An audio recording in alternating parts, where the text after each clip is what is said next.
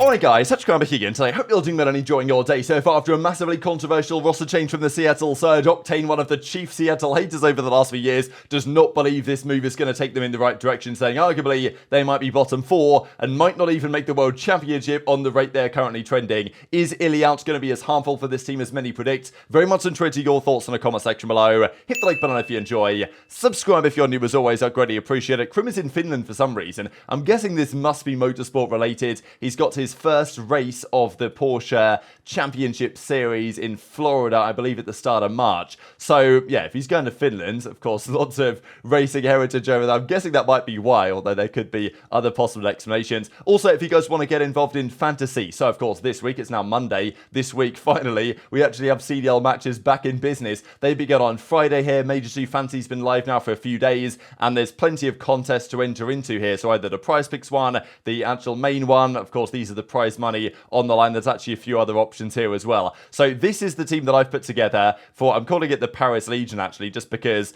these were players, apart from maybe Clayster, that were linked to Paris at one point. Pred and HyDra could have been on Paris had they have said yes, but they decided not to. So anyway, this is how you guys can do it. There's a lot of players that are worth a lot of money here actually, like a lot of, well, there's 4 $10 players I guess, Insight, Scrap, CleanX and Simp actually. Even Fame is a $9 pick. So you've got $25, it's all free to enter by the way, and there's of course prizes to be earned, and you can enter multiple different contests with multiple different teams actually, so we can have a look at that right about here. But this is the team that I've gone for: Pred, HyDra, Attach and Clay. My feeling is that with the new update, the SMGs should be a little bit stronger, and I feel like HyDra for 7, that could be a pretty reasonable call. And of the top picks, I don't know, I fancied Pred to continue slaying hard. Attach I think is reasonable money for 5, especially because Vegas have, compared to normal, a pretty easy run of matches compared to what you might expect next up. So that's why I've gone for them. And then I kind of wanted a $4 pick here somewhere. There aren't many great options, and we'll talk about the Surge guys in the coming minutes here. But yeah, I thought Clay for 4 wasn't too bad. So that's going to be my team. And to be fair, there's a few other contests that I might want to enter as well, but actually one of them for the worst team wins I might need to get involved with, because yeah, there's prize money on the line for this one.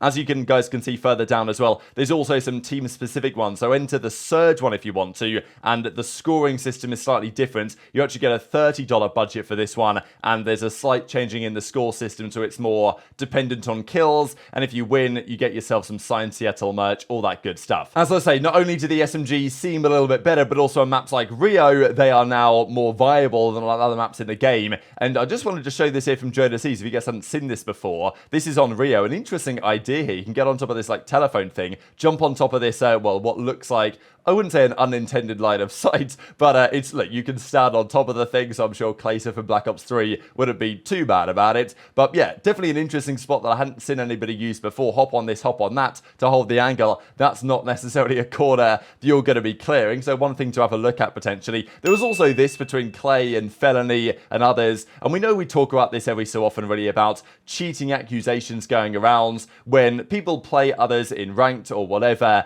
and they lose, and they say, oh, this guy's cheating. And we totally understand why that is the case, right? At the end of the day, there's been lots of players, notable players, that have been cheating and caught cheating, and Jimbo and all this stuff over the last several years, and it's deeply frustrating for everybody involved. And therefore, when a new player comes on the scene, either a collegiate player or like a ranked play grinder or whatever, that is particularly good and is slamming pros in matches, people think, oh, this guy must be cheating. And often, you know, they'll make accusations, or at least they'll make comments to that effect. Whether they're really accusing them, whether they really believe it, or whether they're just kind of saying it, that's, I guess, another question. But yeah, Felony was looking into it and kind of, well, wondering if this kill that he, well, this death that he had was anything legit. And Felony came out on Twitter and said, like, they don't cheat. Like, you know, maybe what I said in the clip was slightly too far. And I think that players do have to be a little bit, you know, careful about some of the things that they say at times as well. It's obviously difficult to say because, you know, you die, you get frustrated, you see a suspect and you think, oh, this guy must be hacking.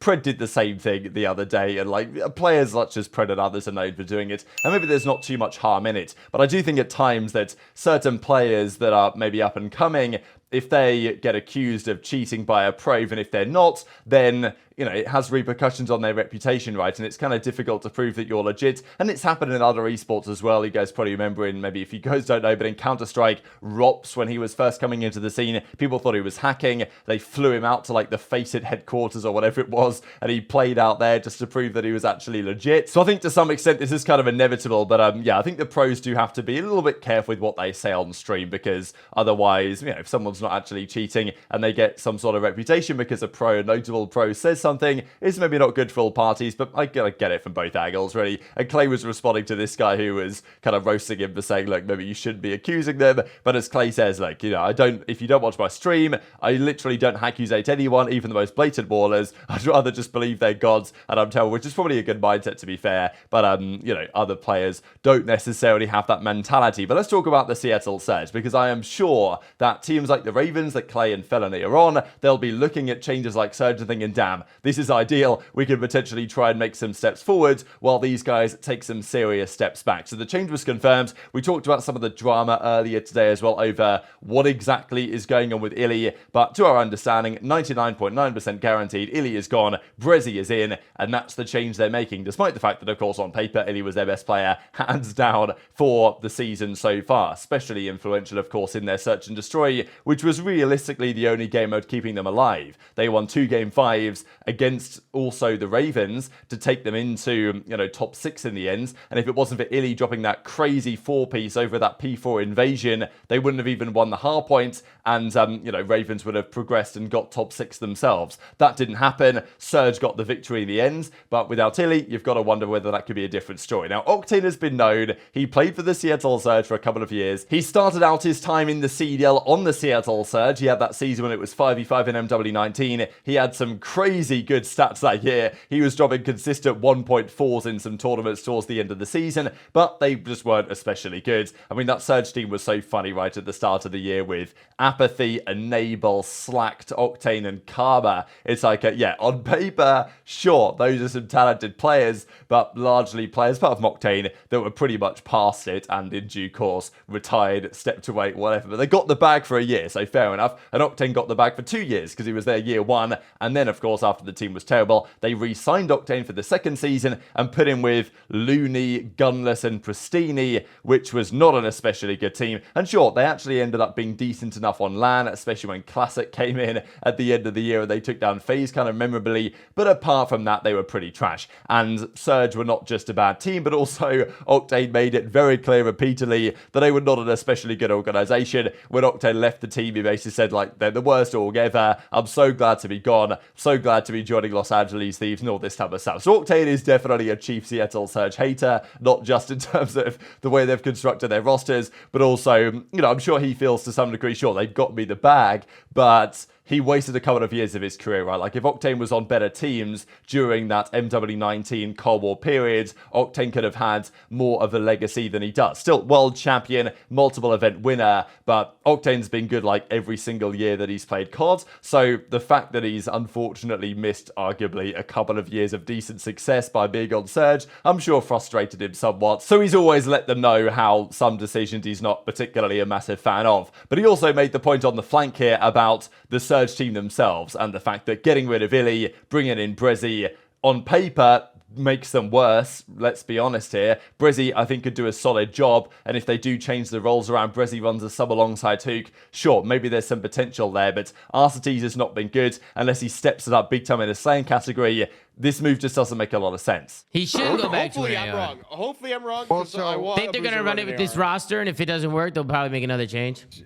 I mean, listen, so Seattle, right, last split, like, great search team, but the respawns were a problem. And once you got rid of Terminal Hardpoint, like, you know, and you played them on some other maps, yeah, it was tough. And now that you've removed the best player from the team, like, I don't see how they continue to play an elite S&D level because of how much Ender was contributing to that.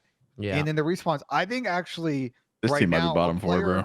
Bro, if Alec can step up on this team, that might cover some of the slaying they're losing with Inter coming out. Like, try to adjust this with aBeZy, but I don't know, man. This split might be real rough for Seattle. This team right now. sucks.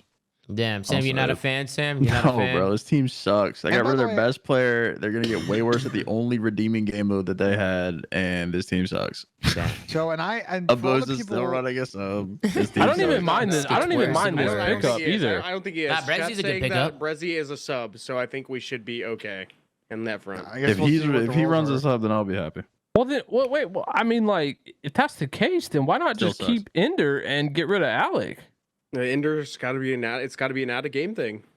bro? We don't have to tell you about that one, Pat. Listen, it could be a million out of game things. If the guy stops saying yo yo yo in front of all his call outs, I'm good.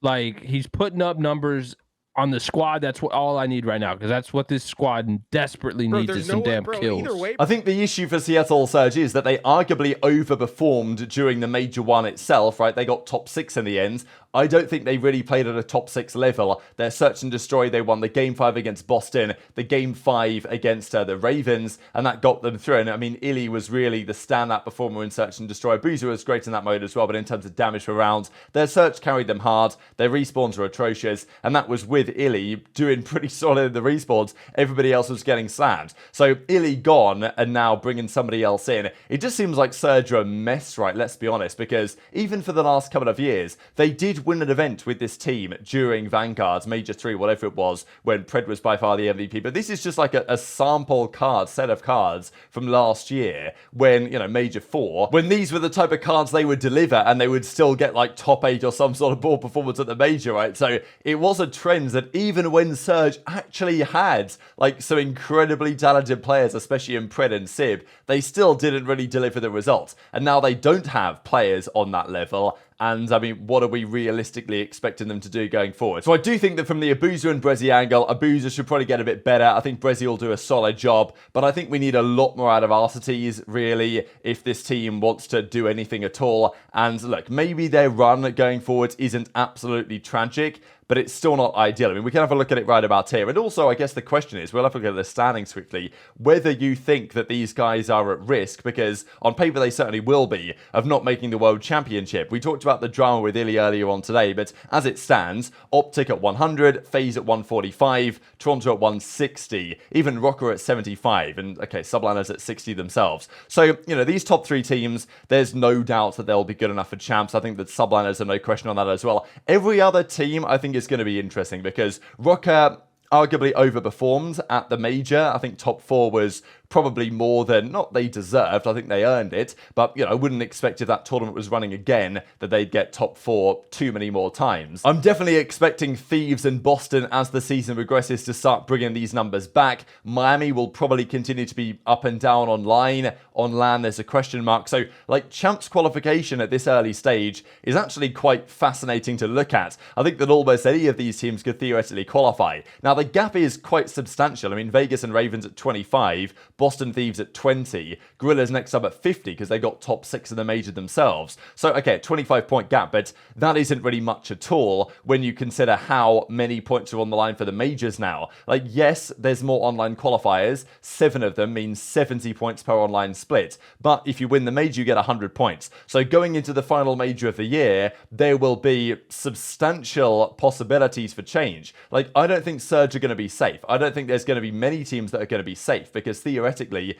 even if Surge, you know, a 6th, 7th, 8th seed going into the final Major, there will almost certainly be teams below them that if they get a top 3, top 2 or whatever, could jump ahead. So it's very early days, of course, but, you know, 60 points is by no means safe at all in terms of where it stands. They will need to improve because if they regress in the way that they are, they will, you know, they're probably not making the World Championship, right? And, you know, as Octane says, how good are Surge, this current roster? Are they better than Vegas? Not necessarily, right? If Geo improves their team and maybe they make a change of purge at some point, they're not, I don't think they're as good as Ravens. Yes, they beat them in the Major, but, you know, I don't think the new Surge is as good as Ravens should be. I think the Boston should get better. I think the Thieves should get better. So I think the Octane's probably right. But, you know, they do have a bit of a points lead and maybe they can get Illy back at some point, which might help their case or make another change. This is also Surge's run in Major 2 qualifiers. So this weekend they play New York Subliners. That's the first game that they play. So New York, they also play the Ravens. Then next up is Toronto Ultra. So they play some tough teams games in the first couple of weeks, it's got to be said. Then after Ravens, after Toronto, they played Gorillas.